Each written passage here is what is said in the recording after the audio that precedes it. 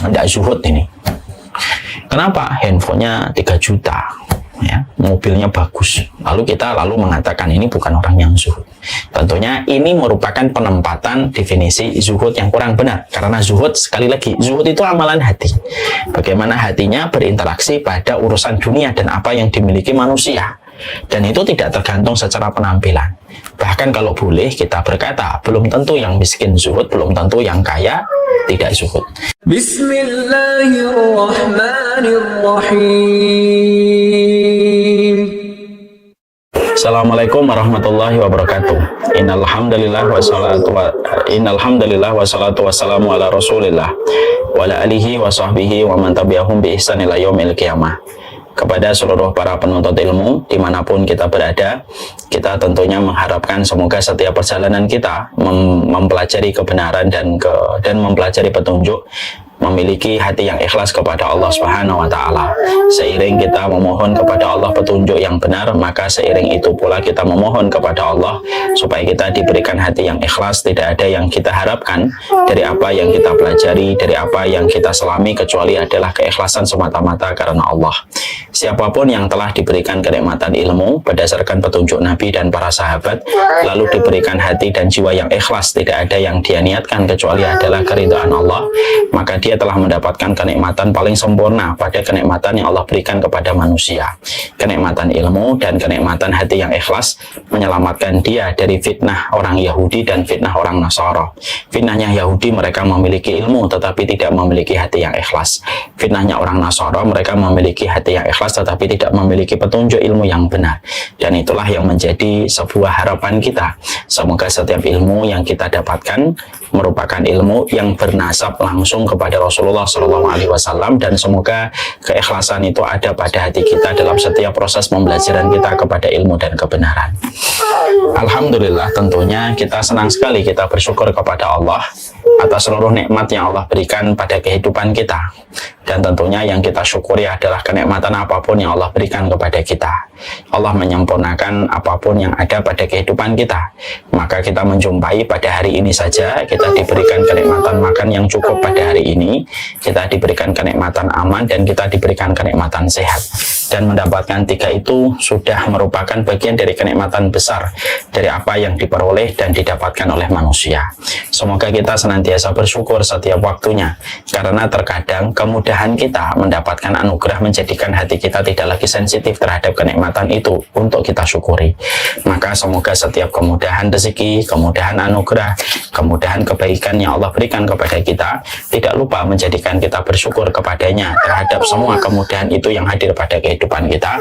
Kepada Allah kita bersyukur, dan kepada Allah kita menggantungkan segala urusan kehidupan kita, dan semoga Allah senantiasa membimbing kita menuju kepada perkara yang Allah cintai dan Allah ridhai, terutama pada konsep syukur kita dan konsep sabarnya kita kepada Allah. Kepada Allah kita bersyukur. Kita pada kesempatan hari ini akan melanjutkan estafet perjalanan panjang kita mempelajari tentang 40 karakteristik mereka yang dicintai oleh Allah. Tentunya kita paham, tentunya kita mengerti, walaupun kita pendosa itu tidak boleh kehilangan harapan bagaimana dia harus memiliki sifat roja pada hatinya untuk meraih rahmatnya Allah dan meraih ridhanya Allah. Pendosa itu tidak boleh membenci ridhanya Allah, walaupun mungkin kita masih melakukan kemaksiatan, walaupun kita masih rajin melakukan dosa, kita tidak boleh kehilangan harapan, dan kita tidak boleh pupus optimisme kita untuk mendapatkan rahmatnya Allah dan mendapatkan kecintaan dari Allah. Inilah satu perkara yang sejatinya harus hadir terus dalam kehidupan kita, walaupun jujur kita ini adalah pelaku kemaksiatan dan pelaku banyak dosa yang kita lakukan. Ketika kita memiliki keinginan untuk terus mendapatkan rahmatnya Allah dan kita optimis untuk menjemput ridhanya Allah, tentunya untuk mendapatkan keridhaan dan kecintaan dari Allah bukan sesuatu yang sifatnya mudah. Tidak mudah sebagaimana membalikkan tangan, tetapi banyak perkara yang harus kita lakukan, banyak komponen yang harus kita kerjakan, sampai betul-betul kita mampu memantaskan diri kita mendapatkan rahmatnya Allah dan mendapatkan ridhanya Allah. dan itu dibangun dengan ilmu dan dengan hikmah. Ilmu kita dapatkan dari apa yang dijelaskan oleh Allah dan dijelaskan oleh Rasulullah. Hikmah kita dapatkan dari kehidupan orang-orang solih di sekitar kita, yang akhirnya menjadi sebuah perpaduan indah supaya kita mampu memantaskan kehidupan kita, prosedur kehidupan kita sesuai dengan prosedur perkara yang bisa menjadikan kita dan keluarga kita mendapatkan rahmat dan mendapatkan ridho dari Allah, dan itu sebanding dengan usaha yang dilakukan. Saya akan mengambilkan sebuah analogi yang sederhana, ya, bahwasanya saya pernah mendapati ada seorang bapak, dia menyimpan kertas kado di dalam mobilnya ketika menjemput saya. Saya lalu tanya kepada beliau, ini kertas apa Pak? Ini kertas kado Ustaz. Saya ingin memberikan hadiah secara rahasia, surprise kepada istri saya, supaya dia senang dan bahagia dengan kado yang saya berikan kepadanya. Saya lalu berpikir panjang, kalaulah kita ingin mendapatkan ridhonya pasangan kita, ternyata banyak yang dilakukan pasangan dengan memberikan kado, hadiah, surprise secara mengejutkan untuk mendapatkan cintanya seorang wanita dan laki-laki yang kita nikah dengannya, apalagi ketika kita ingin mendapatkan keridhaan dari Allah. Makanya keridhaan dari Allah itu sebanding dengan usaha yang harus kita lakukan, sebanding dengan ikhtiar yang harus kita rangkai, dan sebanding dengan effort yang harus kita hadirkan supaya dimudahkan kita meraih rahmatnya Allah pada kehidupan kita. Inilah yang menjadikan kita mempelajari 40 karakteristik mereka yang dicintai oleh Allah. Kenapa? Ini menjadi salah satu literasi kita dan referensi kita, karena kitab ini merupakan sebuah kitab yang meracik setiap perkara yang bisa menghantarkan kita kepada ridhonya Allah, dan meracik setiap perkara hadis yang disampaikan Nabi yang menghantarkan kita dicintai dan diridhoi oleh Allah. Kita ingin meretas jalan sebagaimana yang ditempuh oleh para sahabat dan para ulama-ulama salafus salih yang mereka telah mendapatkan keridhaan dari Allah. Makanya para sahabat itu mereka mendapatkan gelar indah, radhiyallahu anhu, Allah meridhai mereka dan Allah meridhai mereka dan mereka pun ridha kepada Allah. Dan tidaklah mereka mendapatkan gelar dan status radhiyallahu anhu kecuali karena mereka terus berusaha bagaimana kehidupan mereka selaras dengan apa yang diridhoi dan dicintai oleh Allah. Nah, inilah yang menjadikan kita pada kesempatan ini kita melanjutkan kembali proses kita belajar tentang apa yang harus kita lakukan supaya kita dipantaskan untuk dicintai oleh Allah Subhanahu wa taala. Saya ini kadang-kadang berpikir begini, kapan indikator kita sudah bahagia? Yaitu indikator ketika kita bahagia itu simpel sebenarnya. Kalau yang sudah kita pikirkan itu Allah dan bukan lagi manusia. Kita sudah tidak lagi memikirkan manusia, kita tidak lagi memikirkan penilaian manusia, tapi kita memikirkan apa yang Allah nilai dari diri kita. Itulah indikator kebahagiaan. Kalau setiap orang sudah bergeser dari perhatian hatinya kepada makhluk, kepada Allah semata, berarti dia telah mengalami fase kebahagiaan yang lebih tinggi daripada sebelumnya. Dan itulah yang menjadikan kita ingin bahagia.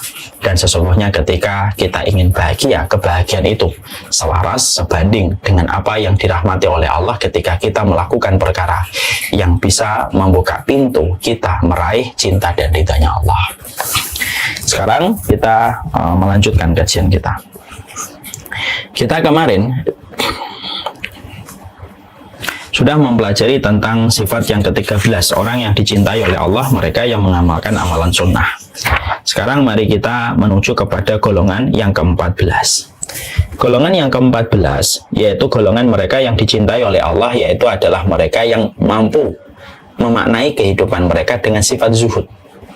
Inilah salah satu sifat di antara orang yang dicintai oleh Allah, memaknai kehidupan mereka bukan dengan kemewahan, bukan dengan sesuatu yang melampaui batas ketika membelanjakan secara tanpa batas apa yang mereka miliki, tapi sesungguhnya salah satu di antara deretan orang yang dicintai oleh Allah yaitu adalah mereka yang memberikan makna pada kehidupan mereka untuk menjadi orang yang zuhud. Sebelum kita membahas, kita perlu menyampaikan setidaknya 2 poin penting. Yang pertama, dalil yang menerangkan tentang zuhud merupakan sifat yang dicintai oleh Allah. Yang kedua, muqaddimah sebelum masuk pada pembahasan inti.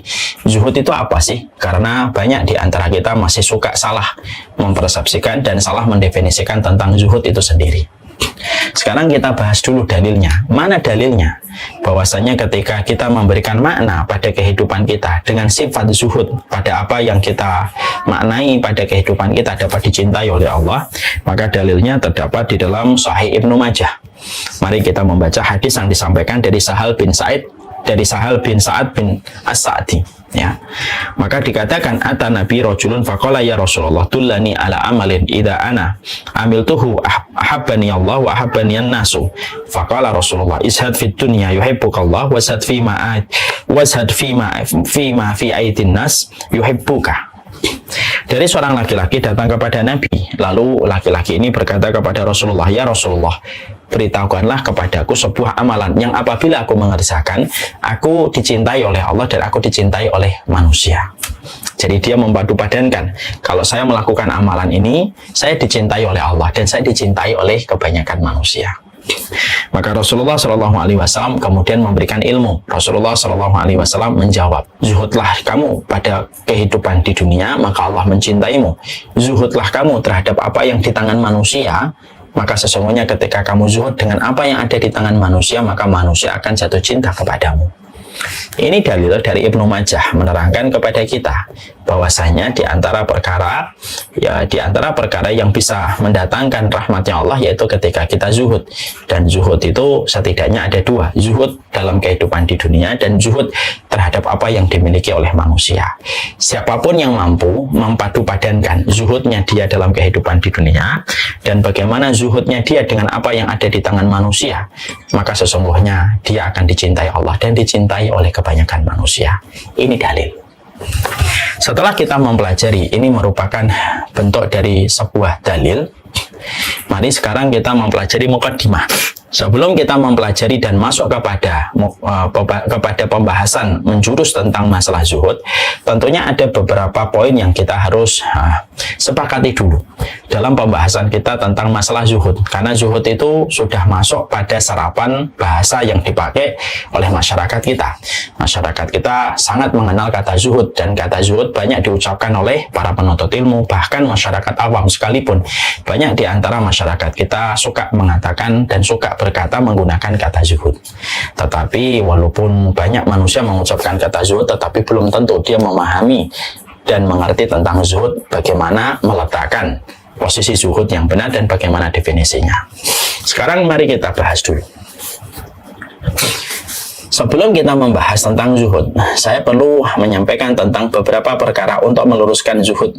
Karena ada mispersepsi, ada sebuah kesalahan dari kebanyakan manusia ketika meletakkan kata zuhud, mengucapkannya, melabeli seseorang dengan kata zuhud, tapi ternyata tidak sesuai dengan konteksnya dan tidak sesuai pada posisi yang benar ketika mengucapkan dan melabeli seseorang dengan kata zuhud. Maka yang pertama adalah yang kita harus pahami, zuhud itu bukanlah penampilan fisik, tetapi zuhud itu merupakan amalan hati. Jadi salah besar kalau ada orang yang mengartikan bahwasanya zuhud itu adalah barometernya diletakkan pada penampilan fisik.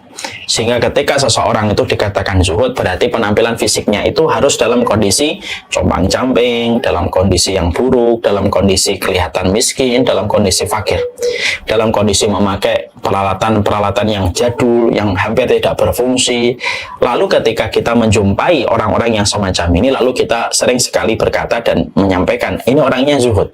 Sepedanya sudah butut, handphonenya adalah handphone sudah jelek banget, sudah buruk, dan segala masalah, dan pakaiannya dalam kondisi butut, kotor, ataupun dalam kondisi compang-camping, lalu kita otomatis mengatakan ini adalah orang yang zuhud. Nah, tentunya ini salah. Zuhud itu barometernya bukan kepada penampilan fisik, karena zuhud itu merupakan amalan hati, dan merupakan amalan hati. Zuhud itu adalah bagaimana hatinya ketika memandang harta. Nanti kita bahas definisinya. Tapi salah besar orang yang mengatakan bahwasanya zuhud itu penampilan fisik. Sekali lagi bukan. Zuhud bukan penampilan fisik. Dan zuhud itu merupakan perkara yang sejatinya merupakan amalan hati yang tidak mampu diketahui secara pasti dan detail kecuali pelakunya dan Allah semata. Makanya disinilah kita mencoba menggeser bahwasanya belum tentu ada orang yang memakai pakaian yang bagus, memakai peralatan-peralatan yang memadai dengan apa yang dia butuhkan, lalu kita gampang berkomentar, ini tidak zuhud ini. Kenapa? Handphonenya 3 juta, ya, mobilnya bagus. Lalu kita mengatakan ini bukan orang yang zuhud. Tentunya ini merupakan penempatan definisi zuhud yang kurang benar. Karena zuhud, sekali lagi, zuhud itu amalan hati. Bagaimana hatinya berinteraksi pada urusan dunia dan apa yang dimiliki manusia. Dan itu tidak tergantung secara penampilan. Bahkan kalau boleh kita berkata, belum tentu yang miskin zuhud, belum tentu yang kaya tidak zuhud. Karena zuhud itu sekali lagi bukan terletak kepada barometernya, kepada penampilan fisik. Ini yang kita harus paham. Makanya ada para sahabat yang mereka rapi, ada di antara para sahabat ada yang mereka dalam kondisi yang pakaiannya bagus, ada para sahabat yang mereka juga fakir. Tapi sekali lagi zuhud bukan terletak pada penampilan fisik. Ini yang kita harus luruskan dulu. Dan semoga kita sepakat dari ini. Kita evaluasi kalau ada orang yang mengatakan bahwasanya zuhud itu penampilan fisik, sudah. Ini merupakan sebuah acuan dan standar serta barometer yang kurang benar. Ini yang pertama. Yang kedua, banyak orang yang menyangka bahwasanya zuhud itu berarti harus menceraikan dunia, lalu berlari membencinya, lalu dia menceraikan dunia dan harus hidup dalam kondisi yang miskin.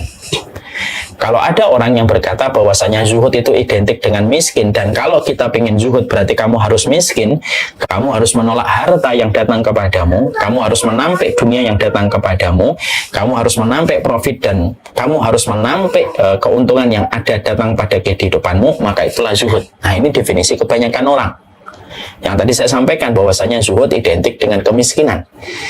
Dan kekayaan tidak identik dengan zuhud. Nah, ini kan tentunya poin yang kedua. Zuhud itu bukan berarti seseorang ketika mereka dalam kondisi zuhud, bahwasanya zuhud itu bukan berarti dia dalam kondisi harus miskin. Bukan dalam kondisi dia mengharamkan dunia. Bukan dalam kondisi dia mengharamkan dunia. Tetapi sesungguhnya zuhud itu bisa jadi ada orang kaya yang dia dilapangkan dan dimudahkan urusan dunianya, tapi dia zuhud pada apa yang dia miliki, dan bisa aja, maaf, ditutup dulu nak, suaranya basam, maaf ini ada suara. Zuhud itu bisa jadi ada orang yang mereka dilapangkan hartanya, dia zuhud, dan sesungguhnya zuhud tidak bertabrakan dengan nilai kecukupan dan kelapangan harta yang didapatkan manusia. Kalau kita mengartikan bahwasanya zuhud itu harus miskin, berarti secara tidak langsung kita telah mendefinisikan dan telah mengklasifikasikan bahwasanya Nabi Daud dan Nabi Sulaiman tidak zuhud karena kekayaan dan harta yang mereka miliki luar biasa. Dan kita tahu ya bagaimana Nabi Sulaiman di dalam harta yang beliau miliki, dalam apa yang beliau kenakan, dalam barang-barang yang beliau miliki, Masya Allah, beliau termasuk orang yang dilapangkan hartanya dalam urusan finansial, dalam urusan dunianya. Dan sesungguhnya kita tentunya paham bahwasanya Nabi Daud dan Nabi Sulaiman adalah seorang nabi, dan salah satu syaratnya seorang nabi adalah zuhud. Berarti kekayaan yang dimiliki Nabi Daud dan kekayaan yang dimiliki oleh Nabi Sulaiman tidak menafikan kultur kezuhudan. Karena memang zuhud itu tidak bertabrakan dengan sebuah kekayaan yang Allah gampangkan dan Allah lapangkan kepada manusia. Makanya kita membaca di dalam surat Shad ayat yang ke-30, wa wahabna li Dawud Sulaiman ni'mal abdu innahu awwab. Di dalam surat Shad ayat yang ke-30 Allah menyampaikan, kami anugerahkan kepada Dawud dan Sulaiman.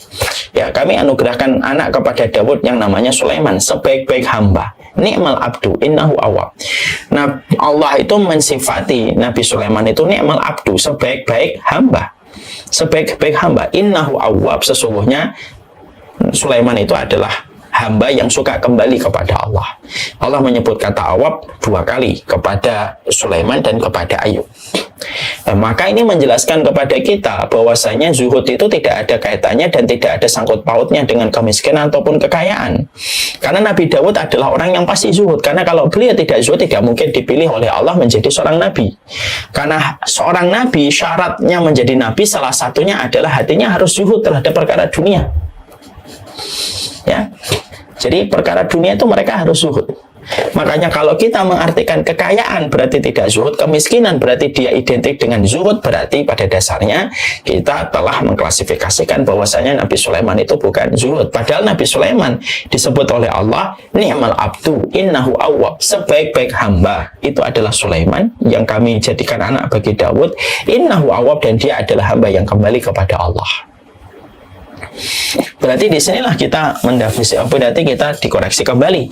Berarti zuhud itu tidak dalam kondisi papa dan fakir. Terlebih lagi ketika kita mendefinisikan arti dunia. Dan kita tentunya memahami betul, Allah itu membagi dunia kepada manusia ada 4 kelompok. Ini yang dikatakan oleh Rasulullah SAW di dalam sebuah riwayat yang sahih, dalam riwayat Imam Ahmad, Imam Tirmidzi, dan Ibnu Majah. Rasulullah itu mengatakan, innamad dunya li arba'ati nafar. Sesungguhnya dunia kami bagikan kepada manusia. Kepada manusia itu 4 kelompok. Ada yang pertama, ada manusia yang diberikan oleh Allah kepadanya harta, dan Allah berikan kepadanya ilmu. Ini kelompok yang pertama, diberikan kepadanya ilmu, diberikan kepadanya harta. Artinya lapang dunianya, lapang akhiratnya. Dia lapang dunianya, lapang akhiratnya. Ada orang yang lapang dunianya, lapang akhiratnya. Ini yang pertama. Ada klasifikasi yang kedua. Ada yang tidak diberikan ilmu, tetapi diberikan oleh Allah harta. Artinya lapang dunianya, sempit akhiratnya. Dia nggak punya ilmu. Ada yang ketiga, dilapangkan akhiratnya, diberikan kepadanya ilmu, tetapi disempitkan kepadanya harta. Artinya sempit dunianya, lapang akhiratnya. Dan ada yang keempat, kelompok yang paling buruk, sempit ilmunya, sempit dunianya atau sempit hartanya. Maka di dalam pembagian ini setidaknya orang soleh itu terbagi menjadi 2, nomor 1 dan nomor 3. Ada yang lapang ilmunya, lapang dunianya atau lapang hartanya. Ada yang lapang atau lapang ilmunya tetapi sempit akhiratnya, lapang akhiratnya atau lapang ilmunya tetapi sempit hartanya. Jadi di sini kita akhirnya menjumpai dan kita mendapati, ya, yang kita jumpai, yang kita dapati adalah zuhud itu tidak selalu harus miskin. Dan kaya itu bukan berarti dia menabrak kaidah zuhud. Ya, karena memang ada orang solih yang mereka itu diberikan oleh Allah kemudahan di dalam mendapatkan harta. Ada orang solih gampang nyari harta, ada orang solih yang tidak gampang nyari harta. Dua-duanya itu bagian dari ketetapan takdir yang telah ditentukan oleh Allah. Ribuan tahun, 50.000 tahun sebelum Allah menciptakan langit dan bumi. Jadi makanya kita punya teman, ada teman kita, sekalinya dia bergerak sedikit ngatur bisnisnya, untungnya langsung ratusan juta. Ada teman kita kerja susah payah, dia melakukan sesuatu, tetapi ternyata yang dia dapatkan profitnya tidak terlalu banyak. Karena apa? Dia lapang akhiratnya, tetapi sempit hartanya. Ada yang lapang hartanya, lapang akhiratnya. Dan kita tidak bisa untuk menyatakan keberatan. Kok saya nomor 3 tidak nomor 1? Itu pembagian dari Allah. Ada yang dikayakan, ada yang dimiskinkan, dan itu menciptakan harmonisasi pada kehidupan. Coba kalau semuanya kaya, mungkin tidak ada kehidupan yang harmonis. Kalau semuanya menjadi kaya, siapa yang akan memproduksi? Siapa yang akan bisa diperintah? Siapa orang yang bisa dimintain tolong kalau semuanya harus pada kondisi yang kaya? Kalau dijadikan miskin, semuanya juga tidak akan harmonis. Allah harmoniskan kehidupan manusia, ada yang dikayakan, ada yang dimiskinkan, supaya di situ ada hikmah yang Allah berikan pada kehidupan kita. Maka disinilah kita memahami poin yang kedua. Jangan mengidentifikasi zuhud itu berarti orang itu menceraikan dunia, dia berlari dari dunia, lalu dia tinggalkan urusan dunianya, lalu haramkan urusan dunianya, lalu dia jatuh miskin. Lalu dikatakan ini adalah orang yang zuhud. Berarti penilaian ini penilaian yang kurang benar dan kurang ma'ruf, karena ini tidak dikenal oleh para ulama terdahulu. Makanya Nabi Sulaiman, apakah beliau menolak harta yang Allah titipkan kepadanya? Tidak. Nabi Sulaiman mendapatkan kerajaan yang besar, kerajaan yang Allah tidak pernah berikan lagi setelah beliau, saking begitu megahnya kerajaan yang dimiliki oleh Nabi Sulaiman. Dan tidak ada satupun para nabi, para rasul ataupun orang soleh yang mengatakan Sulaiman bukanlah nabi yang zuhud. Maka itu jawabannya tidak ada. Maka jawabannya tidak ada, karena semuanya nabi mereka pasti zuhud. Karena itu merupakan salah satu syarat untuk menjadi salah satu nabi dan rasulnya Allah yang dipilih oleh Allah, pasti karena hati mereka zuhud. Nah, itu yang kedua yang kita harus luruskan dalam mukadimah ini. Yang ketiga, yang kita harus luruskan dalam mukadimah ini, yaitu adalah zuhud itu bukan berarti tidak bekerja, lalu berpangku tangan dan menjadi beban bagi orang lain. Enggak.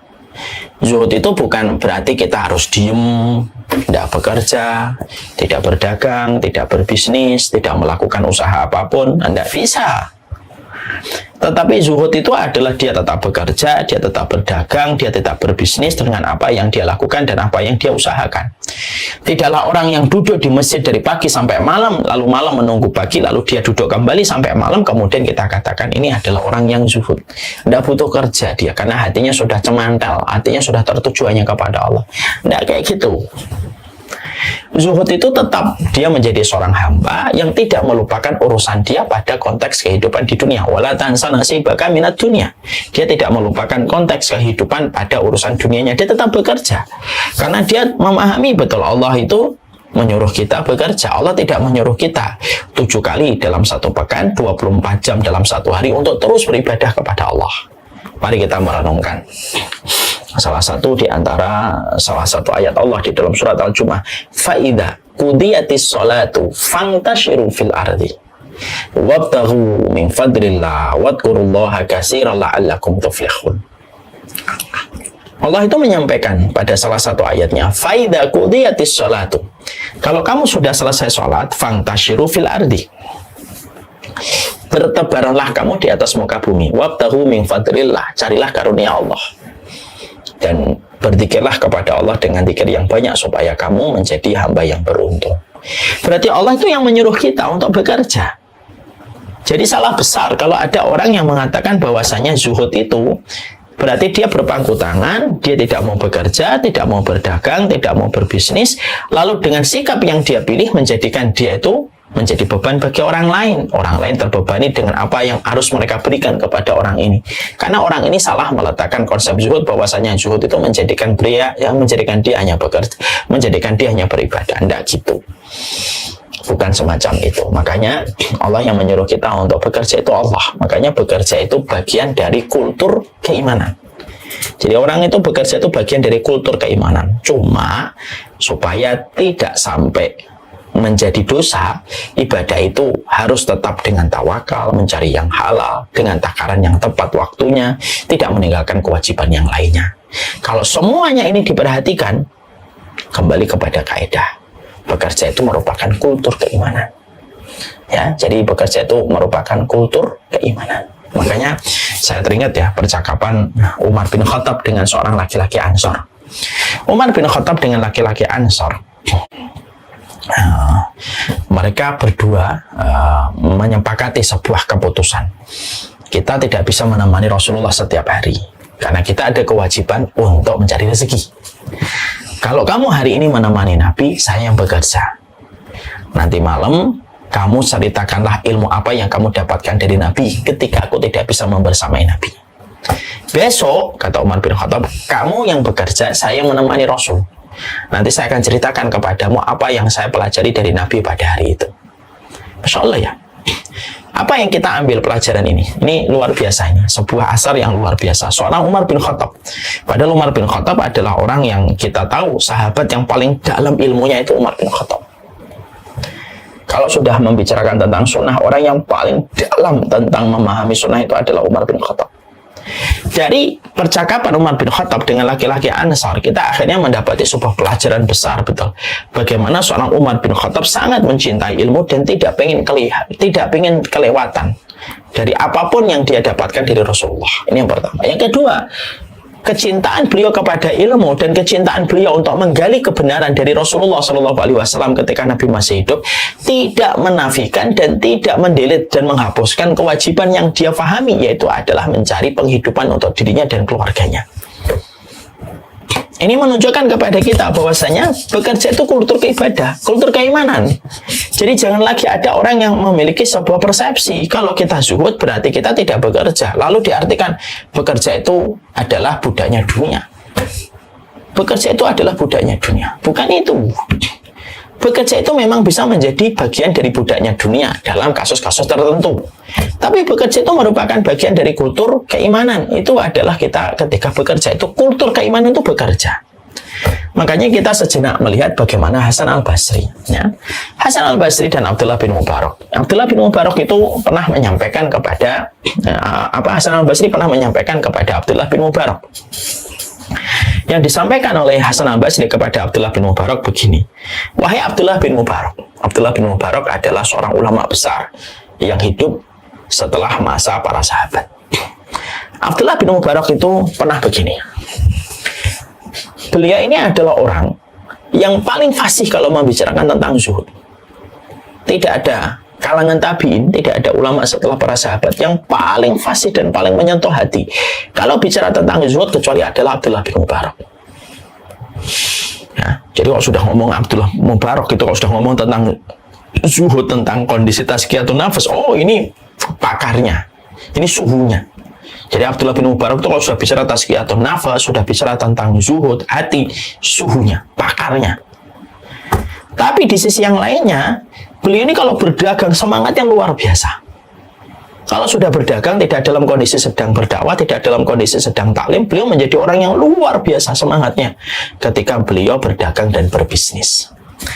Sikap ini antara kefasihan beliau bicara tentang zuhud ketika menyampaikan dalam dakwah dan bagaimana semangatnya Abdullah bin Mubarak kalau beliau sedang berdagang dan berbisnis menjadi perhatian dari Hasan al-Basri. Sampai Hasan al-Basri itu berkata kepada Abdullah bin Mubarak, "Wahai Abdullah bin Mubarak, tidak ada orang yang paling fasih dan menyentuh hati kalau bicara tentang hati dan zuhud kecuali engkau." Kecuali engkau. Kata Hasan al-Basri, ilmunya diakui oleh ulama juga. Tidak ada orang yang paling fasih kalau sudah bicara tentang kehidupan hati dan kehidupan zuhud kecuali yang paling fasih bicara tentang zuhud itu antum, katanya. Kata Hasan al-Basri. Tapi, kata Hasan al-Basri, kenapa setiap kamu berbisnis itu seakan-akan kamu adalah orang yang paling semangat luar biasa di dalam kamu berdagang? Padahal kita paham ya, Abdullah bin Mubarak ini merupakan generasi tabi'in yang telah direkomendasikan hatinya oleh Allah dan Rasulnya. Maka Abdullah bin Mubarak lalu menjawab apa yang disampaikan oleh Hasan al-Basri. Jawabannya apa? Karena ada kaum muslimin yang saya harus bantu, ada ahlul hadis yang harus saya pick up, ada keluarga-keluarga muslim yang saya harus berikan manfaat untuk mereka. Jadi jawabannya adalah, ya saya bekerja karena saya ingin memberi manfaat. Saya ingin merubah narasi menjadi solusi. Kalau bahasanya keren sekarang itu, saya ingin bukan hanya narasi, tapi menjadi solusi. Ada orang yang ahlul hadis yang saya harus bantu, ada kaum muslimin yang saya harus pick up, ada keluarga-keluarga muslim yang saya harus berikan manfaat dan alirkan manfaat untuk mereka. Itulah yang menjadikan saya bersemangat di dalam saya berdagang ketika saya dalam konteks di pasar. Jadi di sini kita akhirnya mendapati Abdullah bin Mubarak itu merupakan ulama yang zuhud. Tapi zuhudnya seorang Abdullah bin Mubarak, zuhudnya Hasan al-Basri tidak menafikan bagaimana ikhtiar mereka untuk mencari penghidupan. Karena mencari penghidupan dan bekerja selama sesuai dengan takaran dan petunjuk yang disyariatkan oleh Allah dan Rasulnya, bekerja itu bukan kultur yang bertabrakan dengan konsep zuhud. Ya. Karena ada orang yang berkata, orang itu loh zuhud. Lalu kita tanya, indikatornya apa mengatakan dia zuhud? Iya, dia keluar dari kantornya, sekarang dia hanya sibuk di masjid doang. Nggak bisa kita katakan itu zuhud secara otomatis. Ya, tidak bisa langsung kita komentari, wah zuhud dia meninggalkan pekerjaannya, walaupun pekerjaannya halal. Dia tinggalkan karena dia tidak mau urusan dunia, lalu sekarang itu setiap hari di masjid doang. Lalu tanpa disadari dia ketika di masjid dia menjadi beban bagi orang lain. Maka sekali lagi, zuhud dan pekerjaan itu bukan sesuatu yang sifatnya dibenturkan dan tidak bersifat kontradiktif. Jadi ketika orang bekerja, bisa jadi ada orang bekerja dari pagi sampai sore, tapi hatinya zuhud dan dinilai zuhud oleh Allah. Ada orang yang pengangguran, tapi belum tentu dinilai zuhud oleh Allah. Kenapa? Sekali lagi, zuhud itu tidak didasarkan indikator dan barometer. Zuhud seseorang itu didasarkan kepada pola dia ketika tidak bekerja, lalu dia menjadi beban bagi orang lain. Ini yang juga harus diluruskan lagi. Jadi ini harus diluruskan kembali. Makanya inilah yang menjadikan kita akhirnya paham. Ini 3 poin mungkin ringan. Ini merupakan 3 poin yang mungkin bagi kita sering tidak memperhatikan ataupun sering kita skip dan lalai. Tapi tanpa kita sadari 3 perkara ini harus kita luruskan dulu. Jadi yang pertama, zuhud itu bukan penampilan fisik. Karena zuhud itu amalan hati. Zuhud itu bukan berarti harus miskin. Karena Nabi Sulaiman dan Nabi Dawud pun diberikan kekayaan oleh Allah. Abdurrahman bin Auf kaya. Utsman bin Affan itu kaya. Menjadi kaya itu tidak ada masalah. Kalau itu merupakan bagian dari takdir yang ditetapkan oleh Allah. Yang bermasalah itu kalau kita memamerkan kekayaan kita dan kemewahan kita kepada orang banyak. Nah, itu yang bermasalah. Ya, itu yang dikatakan dengan bagian dari mana alhaakumut takasur. Kalau ada ustadz kaya, ya, tapi dia tetap bersahaja di dalam kekayaannya. Nggak bisa disalahin, mungkin dia punya bisnis yang dia geluti, lalu bisnis itu ternyata mendatangkan income dan profit yang banyak. Kaya itu bagian dari irisan takdir. Sebagaimana tadi kita mempelajari dunia itu dibagi menjadi 4. Ada yang lapang rezekinya, lapang ilmunya. Ada yang lapang dunianya, tapi sempit ilmunya. Ada yang lapang ilmunya, tapi sempit dunianya. Dan ada yang sempit dunia, sempit ilmunya. Ada orang yang kaya itu tidak ada masalah. Yang bermasalah itu ketika kekayaan kita menjadikan kita memilih kehidupan yang megah dan mewah. Nah, itu yang bermasalah. Ya tentunya ketika menjadi kaya, tentunya tidak berlebihan ketika dia membelanjakan apa yang dia butuhkan. Mungkin dia membeli barang bagus itu tidak harus melampaui batas. Ya. Lalu dia tidak ikut terseret dengan apa yang tidak ikut terseret dengan kebanyakan orang-orang kaya yang tidak punya ilmu. Tentunya orang kaya yang punya ilmu harus berbeda pilihan barangnya dengan pilihan orang kaya yang tidak punya ilmu. Nggak boleh sama. Tidak boleh sama. Dan itu yang kita harus mengerti. Jadi dalam perkara inilah yang menjadikan kita memahami betul, ya. Zuhud itu perkara yang sifatnya adalah hati. Sifat ini yang menjadi salah satu pilar penting pada kehidupan zuhudnya manusia. Ada orang kaya, bisa jadi dia zuhud. Ada orang miskin, belum tentu dia zuhud. Ada orang yang tinggal di bawah kolong jembatan, tapi belum tentu hatinya zuhud dinilai oleh Allah.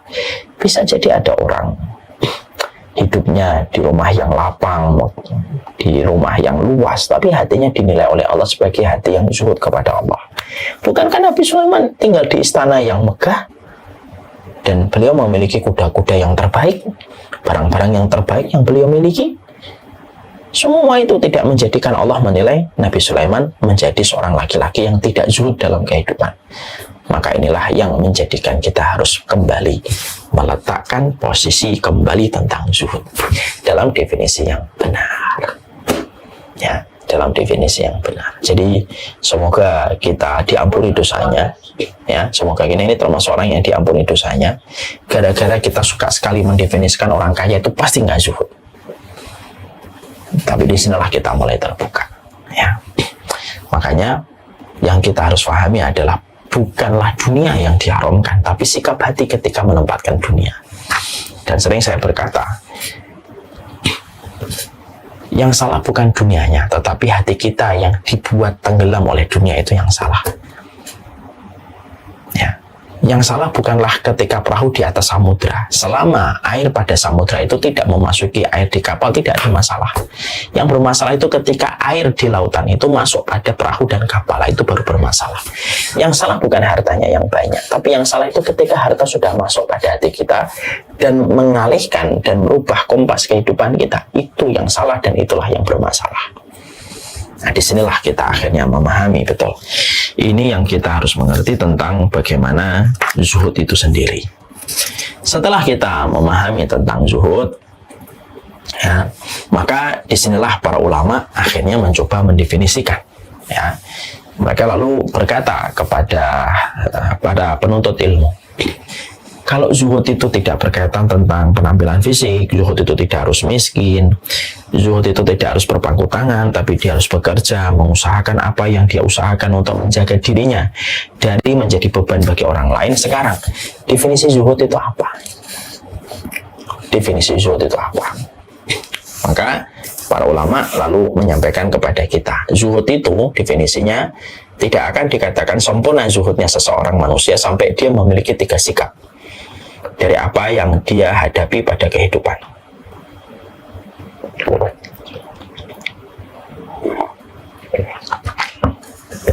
Ya. Maka apa itu 3 komponen yang dikatakan sebagai bagian dari komponen penting? Bahwasanya siapapun yang memiliki 3 komponen ini dikatakan dia adalah orang yang terbaik pada konsep zuhud di hatinya. Para ulama mengatakan zuhud itu yang pertama, komponen yang penting dan pokok, serta merupakan komponen primer dalam zuhudnya manusia. Bahwasanya dia yakin apa yang di sisi Allah itu lebih diharapkan dari apa yang ada di sisi manusia. Ya, bahwasanya dia itu yakin, dia memiliki keyakinan bahwasanya apapun yang di sisi Allah itu lebih baik daripada apapun yang ada di sisinya. Pikirannya, logikanya, hitungannya, kalkulasinya. Maka dia lebih yakin kepada apa yang ada di sisi Allah. Dan dia tidak pernah ragu terhadap apa yang ada pada di sisi Allah. Ya. Hatinya selalu terbang menuju kepada keyakinan yang dia peroleh dan dia dapatkan dari sisi Allah. Hatinya selalu berada pada posisi di sini dan istiqomah berada pada keyakinan dia kepada apa yang dijanjikan Allah. Dan dia yakin kepada posisi ini. Dia tidak pernah, dia menjadi orang yang mengetahui betul pilihan Allah selalu lebih baik daripada pilihan manusia. Apa yang ada di sisi Allah selalu lebih baik daripada apa yang di sisi manusia. Sehingga ketika orang yang sudah dalam kondisi zuhud, maka dia tidak pernah merasa takut dan khawatir terhadap apa yang akan dihadapi, terutama pada urusan finansial, ketika hatinya sudah yakin kepada Zat yang Maha memiliki, yaitu adalah Allah. Ya, yaitu adalah kepada Allah. Rasa keyakinan inilah yang mahal. Jadi hatinya itu tidak sebagaimana bulu angsa yang mudah terbang kemana-mana dan mudah kecewa dan mudah sedih. Tapi hatinya itu sebagaimana pohon yang mengakar kuat di dalam tanah. Apapun angin yang menerpa kepadanya, maka dia tetap kokoh di tempatnya. Orang yang zuhud itu kokoh dia. Apapun yang ada pada kehidupannya, apapun yang dia saksikan, apapun yang dia dengar, apapun yang dia dapatkan, tidak akan pernah mengurangi rasa keyakinan dia bahwasanya apa yang di sisi Allah itu lebih baik daripada apapun yang dikatakan oleh manusia. Dan orang semacam ini adalah orang yang paling tenang. Dan mencari orang semacam ini langka di tengah kehidupan kapitalisme dan materialisme hari ini. Kalau kita bukan orang zuhud apa, sering khawatir miskin, takutnya nanti kekurangan, takutnya kita nggak cukup uangnya untuk ini dan untuk apa yang kita rencanakan di masa mendatang.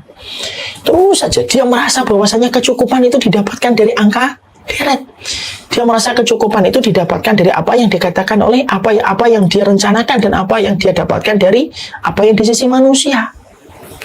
Lalu dia melupakan kekuatan besar bahwasanya semua itu berpulang hanya kepada Allah. Orang yang zuhud itu keyakinannya kepada Allah itu besar betul. Sehingga ketika dia menjadi orang yang zuhud, menjadi orang yang paling tenang kalau sudah bicara tentang urusan dunia. Dia tidak pernah merasa khawatir dan tidak pernah merasa takut tidak pernah didominasi oleh rasa takut dan rasa khawatir. Makanya mari kita belajar dari Abu Hazim. Abu Hazim ini merupakan salah satu ulama yang dikenal, beliau ini dikenal sebagai orang yang zuhud sekali. Lalu kemudian ditanya, apa hartamu? Abu Hazim kemudian mengatakan, aku memiliki 2 harta. Aku memiliki 2 harta yang membuatku tidak pernah khawatir kepada apapun. Jadi Abu Hazim ini ditanya, yaitu hartamu itu apa sih? Abu Hazim, seorang ulama salaf, ketika ditanya hartanya, karena beliau dikenal sebagai profil orang yang zuhud oleh orang-orang dan para ulama pada zamannya dan satu generasi dengannya itu mengenal Abu Hazim adalah orang yang zuhud. Ditanya, hartamu itu apa sih? Harta saya itu 2. Yang pertama, bahwasanya saya yakin kepada Allah terhadap apa yang Allah miliki dan apa yang Allah tentukan pada kehidupan setiap makhluknya. Jadi saya yakin kepada apa yang ada. Saya yakin kepada apa yang di sisi Allah, apa yang Allah takar, apa yang Allah berikan. Harta saya yang kedua, saya tidak pernah memiliki keinginan untuk mengharapkan apa yang ada di tangan manusia. Jadi kalau ada manusia gini, manusia ini, saya tidak pernah mengharapkan apa yang ada di tangan manusia. Kenapa? Karena saya hanya yakin kepada apa yang di sisi Allah daripada apa yang di tangan manusia. Itu harta saya. Insya Allah ya. Ini kan beda ya dengan manusia mungkin kita. Kalau kita tanya apa hartamu? Harta saya mobil di sini, mobil di apa, rumah di sana, rumah di Pondok Indah, rumah di Lebak Bulus, rumah di Pondok Cabai. Kita sebutkan itu. Abu Hazim tidak menyebutkan itu. Saya memiliki dua harta yang sangat berharga. Saya yakin kepada Allah terhadap apa yang Allah bagi dan apa yang Allah berikan, dan saya tidak pernah berharap kepada apa yang ada di tangan manusia. Dan itulah dua harta saya. Masya Allah itu. Kalau orang sudah semacam ini, mau dia kaya tidak stres, mau dia miskin tidak depresi. Kaya tidak stres, miskin pun tidak depresi. Lalu orang itu tidak puas, melanjutkan dialognya kepada Abu Hazim. Apakah kamu tidak takut miskin? Apakah kamu tidak takut miskin? Lalu Abu Hazim itu kemudian berkata, bagaimana saya takut miskin kalau saya adalah zat, kalau saya adalah makhluk dari zat yang menguasai langit dan bumi. Kaifa akhafu minal faqr? Wa ana Abdul Ghani, lahu mulkus samawati wal ardi. Gimana saya takut miskin kalau saya itu yakin saya itu dimiliki oleh zat yang memiliki langit dan memiliki apa yang di langit dan apa yang di bumi. Maka saya tidak perlu khawatir untuk menjadi miskin. Ini hal yang paling langka, apalagi kalau kita bicara dalam konteks kekinian. Abu Hazim ini bukan orang fakir. Enggak, dia bukan orang fakir. Tapi bagaimana narasi yang dia miliki ketika memaknai kehidupan itulah yang menjadikan terpancar sifat zuhudnya. Abu Hazim juga tidak menggunakan pakaian compang-camping, enggak. Tapi yang menjadikan orang akhirnya mengerti Abu Hazim ini adalah seorang yang zuhud itu apa? Bagaimana dia memandang kehidupannya. Dua harta yang paling berharga dari Abu Hazim itu apa? Saya memiliki Allah. Saya memiliki Allah. Yang mana takaran Allah, pembagian Allah, dan apapun yang Allah iris dalam kehidupan setiap makhluknya, itulah yang terbaik. Dan saya tidak pernah berkeinginan terhadap apa yang dimiliki manusia. Ada yang manusia memiliki ini, ada yang manusia memiliki ini. Lalu saya mengais-ngais dan mengharapkan kebaikan dari mereka. Enggak, saya tidak pernah memiliki keinginan untuk mendapatkan apa yang di sisi manusia. Dan ketika ditanyakan, emang kamu nggak takut miskin? Gimana saya takut miskin kalau saya adalah hamba dari Zat yang Maha Kaya? Jadi itu yang menjadi sebuah kerangka berpikirnya seorang Abu Hazim. Orang kalau sudah semacam ini akan menjalani kehidupan itu apa? Bersahaja dia. Kalaupun kaya tidak menjadikan dia terlena dan tidak pula menjadikan jumawa dan sombong. Kalaupun miskin tidak menjadikan dia, kalaupun dia menjadi miskin tidak akan menjadikan dia kehilangan harapan kepada Allah terhadap apapun masalah yang dia jumpai dalam kehidupan. Dan itu kalau dipraktekkan, Pak, orang yang memiliki kehidupan sebagaimana Abu Hazim, orang itu tuh mahal, Pak, harganya. Karena apa? Karena keyakinan manusia itu harganya itu tidak bisa ditentukan dengan angka. Jadi harga keyakinan itu tidak bisa ditentukan dengan angka. Nah, kita sering kan menjumpai, kita sering mendapati ada orang itu, Masya Allah, konsep hidupnya sederhana. Mungkin dia tamatan SMP, mungkin tamatan SMA, mungkin dia cuma tamatan SD gitu. Tapi yang menjadikan mahal pada kehidupannya itu apa? Konsepnya dia memaknai kehidupan. Konsepnya Abu Hazim itu tidak bisa didapatkan setiap orang dengan gampang. Kenapa? Konsep ini konsep paling mahal dalam mengartikan sebuah makna kehidupan. Ya. Dan itu luar biasa yang dikatakan oleh Abu Hazim. Makanya selaras dengan apa yang menjadi komponen zuhud. Jadi zuhud itu apa sih? Zuhud itu adalah ketika keyakinanmu kepada Allah jauh lebih menenangkan kamu daripada apa yang ada di tangan manusia. Daripada apa yang di tangan manusia. Lalu menjadikan kehidupan ketika sudah yakin kepada apa yang di sisi Allah lebih besar daripada keinginan kita dengan apa yang ada di tangan manusia. Nah, itulah orang yang paling lapang, paling luas hatinya, paling lapang jiwanya terhadap seluruh problem, terhadap seluruh perkara yang dia jumpai dalam kehidupan. Dan itu yang itu merupakan komponen yang pertama dalam konsep zuhudnya manusia. Jadi kalau ada orang yang semacam ini dia adalah memiliki sifat zuhud. Ada nggak orang kaya mungkin yang pernah kita jumpai memiliki sifat semacam ini? Ada, Pak. Ada orang-orang yang mereka diberikan kelapangan dalam urusan hartanya, tapi memiliki sifat bagaimana sederhana memaknai kehidupan dunia dan finansial. Walaupun mungkin dunianya itu tunduk kepada dia, seakan-akan tunduk kepada dia, tapi tidak pernah menjadikan keyakinan dia kepada Allah itu berkurang dengan banyaknya harta yang dia cepat, dengan banyaknya harta yang dia dapatkan. Maka itulah yang luar biasa dalam konsep zuhud. Yang kedua, orang yang zuhud itu selain yang pertama, yang kedua, kapan komponen seseorang itu dikatakan zuhud? Yang kedua, seseorang itu dikatakan zuhud ketika terjadi musibah pada urusan dunianya, maka dia tidak mengharapkan balasan dunia, tapi dia mengharapkan balasan akhirat. Kehilangan bisnisnya, kehilangan mobilnya, kehilangan duniawinya. Orang kalau zuhud, maka dia segera meminta kepada Allah, saya tidak minta gantinya di dunia, saya minta nanti gantinya di akhirat aja ya Allah. Jamnya hilang, qadarullah ma yasha. Maka dia langsung bertransaksi dengan akad kepada Allah. Jam saya hilang ya Allah, saya ridho lah kalau memang itu bagian dari takdirmu, tapi gantinya nanti di akhirat. Kenapa? Karena orang yang zuhud itu mengagungkan urusan akhiratnya. Mereka adalah orang-orang yang berkerumun ketika mereka mengagungkan urusan akhirat. Ketika mereka mengagungkan urusan akhirat mereka, maka apapun yang menimpa pada kehidupan mereka, maka mereka minta gantinya dan kompensasinya nanti di akhirat. Kalau dia didolimi, disakiti, maka dia tidak meminta balasan di dunia. Ya Allah, saya disakiti, saya didolimi, dikurangi hak saya sebagai seorang muslim oleh dirinya, maka saya terima ya Allah kedoliman yang dia berikan kepada saya ridho terima, tapi balasannya nanti di akhirat ya Allah, dengan kebaikan di akhirat. Karena orang kalau sudah zuhud, dia tahu harganya dunia dan dia tahu berharganya akhirat. Makanya ketika orang yang zuhud itu tahu betapa mahalnya akhirat, maka seluruh yang dia lakukan dan apa yang menimpa kepadanya, maka seluruhnya ditujukan melasat kepada urusan akhirat yang dia akan peroleh dan akan dia datangi. Itu yang kemudian menjadi orang yang zuhud.